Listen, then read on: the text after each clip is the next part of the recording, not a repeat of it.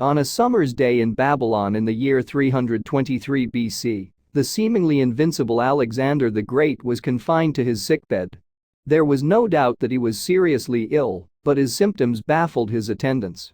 Then, just days after becoming weak, the military genius died at the age of 32. The cause of his untimely death has puzzled historians for over 2,000 years, but a doctor named Katherine Hall may have finally found a bizarre answer to what she called the most famous case of pseudothanatos, or false diagnosis of death, ever recorded. Solving the mysterious cause of Alexander the Great's death. Why is there so much uncertainty around the death of such a famous figure?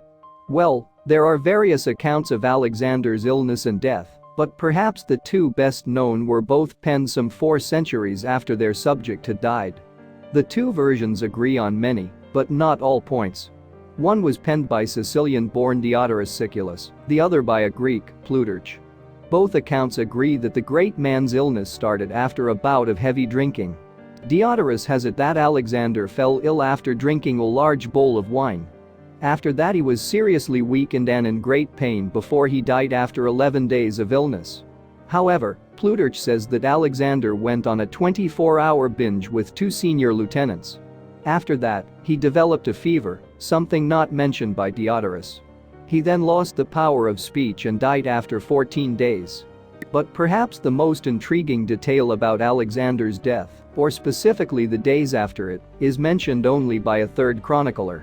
Only parts of the Roman Quintus Curtius Rufus's history have survived. However, he wrote that Alexander's body did not decompose for 6 days after his death. And this was despite the scorching heat of a Babylonian summer.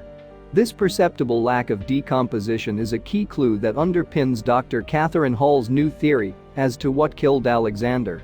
Alexander was born into a royal family in 356 BC in the Macedonian city of Pella, the ruins of which are in the north of modern-day Greece. His father was Macedon's ruler, King Philip II. His mother was Olympias, the daughter of Neoptolemus I of Epirus, another ancient Greek kingdom. She was one of several wives, perhaps as many as 8, that Philip married over the years. As with many important Greek figures from ancient history, the facts of Alexander's life are intertwined with myth. One tale recounted by Plutarch claimed that the day before her wedding to Philip, Olympias dreamt that she had been struck by a lightning bolt. Plutarch speculated that this sign may have meant that Alexander's father was actually Zeus, regarded as king of the gods by the ancient Greeks. We doubt historians today would believe this theory, though. Further legends surround the day of Alexander's birth. For example, his father faced 2 enemy armies and defeated them both on the battlefield on that day. Plus, the king's horses took first prize at the Olympic Games. Some historians believe that Alexander himself may have been behind those tales in an early example of embroidered reality, designed to boost the status of a leader. As an infant, Alexander's care was entrusted to a nurse, Lanik. As an older boy, he was taught by the stern Leonidas from his mother's side of the family. By contrast, another tutor was Lysimachus of Acarnania. Lysimachus was said to have been a man with a sense of humor. The young Alexander learned to ride, fight, read, and play the lyre. All the skills an aristocratic Macedonian would be expected to have. As his son entered his teenage years, Philip sought a tutor suitable for the boy who would one day inherit his throne. After considering various candidates, the king appointed Aristotle to teach his young son. As payment, Philip agreed to rebuild Aristotle's destroyed home city and to free those citizens who had been taken as slaves. In fact, it was Philip himself who destroyed the city and enslaved the population. Alexander was just 16 years old when his formal education came to an end, and he first took on the mantle of military leader. He displayed his prowess almost right away. He crushed a rebellion against Macedon, also known as Macedonia, by a rival tribe, the Thracian Mede, while his father was absent on a military campaign. Alexander then joined his father in quelling other rebellious tribes. The father and son partnership enjoyed considerable military success, expanding the lands they controlled within Greece. In 336 BC, Alexander's time to inherit his father's throne came. One Pausanias, the senior officer of Philip's personal guard, killed Philip while the king was at his daughter's wedding. His son now acceded to the throne, still only 20 years old. Some historians have speculated that Pausanias' regicide may have been part of a conspiracy involving Alexander and his mother Olympias.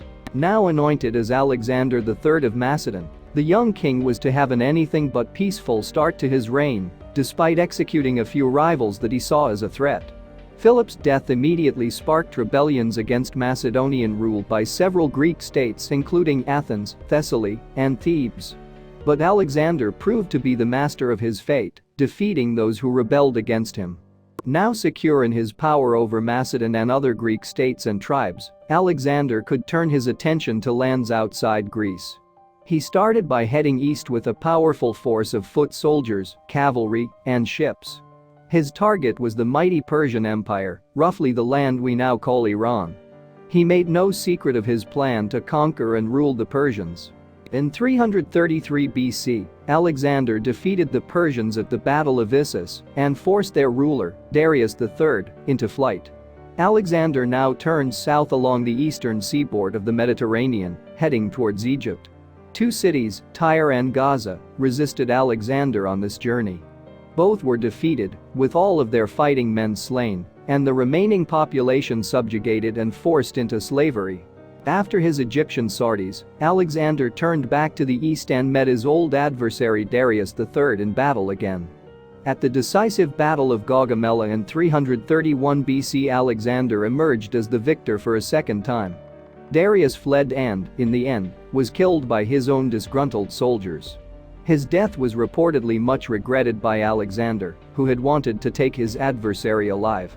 Alexander was still only 25 years old, but by now he had thoroughly earned his title the Great. But it was still not enough for him, and he continued to campaign and conquer new territories. Now that he had control of the Persian Empire, he turned his attention to lands further to the east. He led his army to Afghanistan and northern India. During his years of campaigning and conquest, Alexander's achievements were extraordinary by any standards. He led his men on a series of journeys that covered some 11,000 miles after he had already conquered Persia. He founded more than 70 new settlements, many of which bore his name. His empire straddled 3 continents and spanned an area stretching more than 2 million square miles. The year 323 BC found Alexander in the city of Babylon. Details vary across different accounts of his final days, but ancient writers agreed that he fell ill after drinking a copious amount of wine. Then after 11 or 14 days of illness, depending on which historian you choose, he died. And the end of his life has produced one of history's most enduring mysteries. As well as a fever, Alexander is said to have experienced severe stomach pain, as well as a stabbing sensation in his back, as though he was being pierced by a weapon. And as his illness progressed, so did a creeping paralysis. Despite that paralysis, it's said he retained his intellectual capacity until just before his death. There have been many theories advanced as to what exactly killed Alexander. One idea that has frequently been suggested is that he was poisoned. During his life, Alexander had made many enemies, and in his era, poison was often used to settle scores. It seems it was an especially popular practice among the ruling class of Macedons. Certainly, some of the historians from antiquity such as Plutarch and Diodorus raised the possibility that Alexander was poisoned, although Plutarch discounted this theory. Various accounts pointed the finger at Antipater, a senior Macedonian official. According to some, he believed that Alexander might be about to kill him. Some have even accused Alexander's own son, Iolaus, of administering the poison in wine. Professor Candida Moss of England's University of Birmingham wrote about Alexander's death for the Daily Beast in February 2019. According to her, previous explanations for his mysterious death have included typhoid fever, acute pancreatitis, West Nile virus, alcoholism, leukemia, malaria, influenza, and even poison. So there is no shortage of theories to explain Alexander's premature death. Some have argued that the gap between Alexander falling ill and his death means that poisoning is unlikely. But in a documentary broadcast on BBC television in 2003, Leo Shep of the New Zealand National Poison Centre suggested that a poison derived from the white hellebore plant may have been used. He might have been onto something.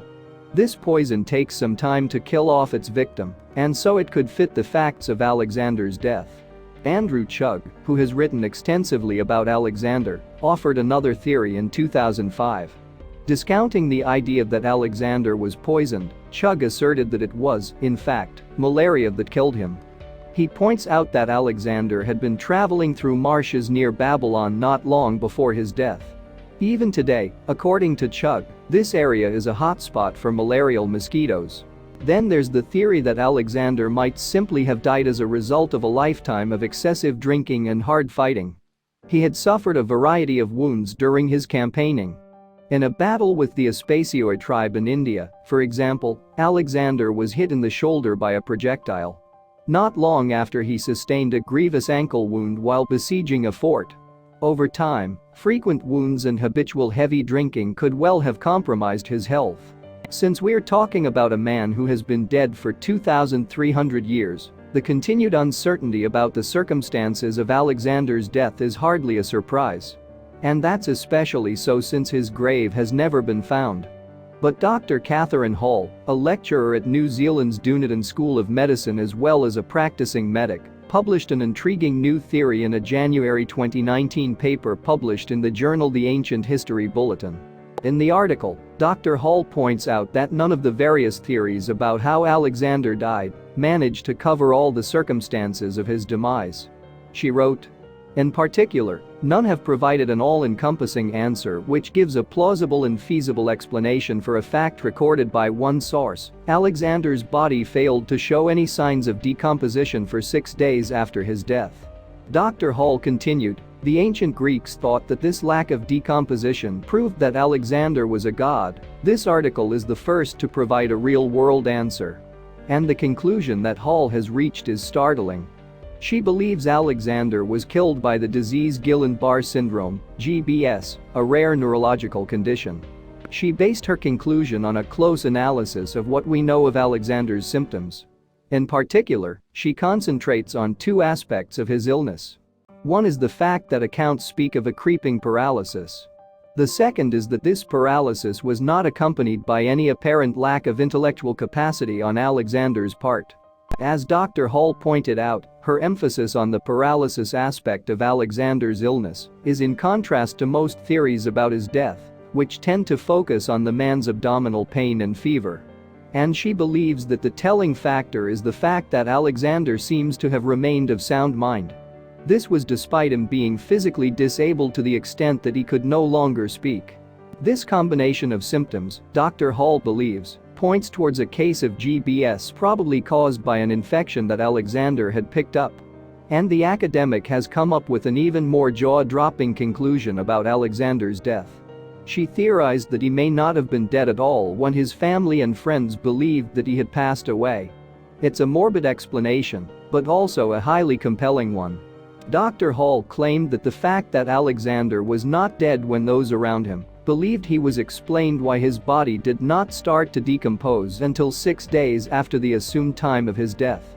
She describes how the paralysis caused by GBS could have meant that although he appeared not to be breathing, his body might still have been absorbing just enough oxygen to keep him alive.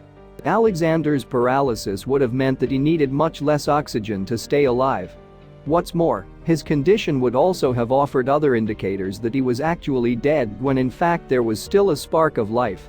His illness may have meant that his body could no longer control its temperature, and as a result, he was cold to the touch.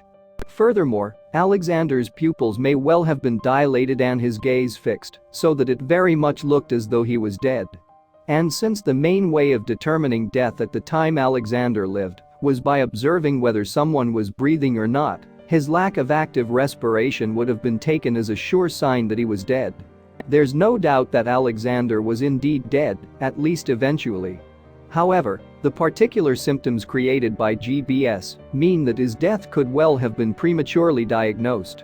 His other symptoms of creeping paralysis combined with no loss of intellectual capacity make Hall's diagnosis of GBS at the very least highly plausible. As Dr. Hall wrote in her paper, the elegance of this diagnosis for the cause of his death is that it explains so many otherwise diverse elements and renders them into a coherent whole.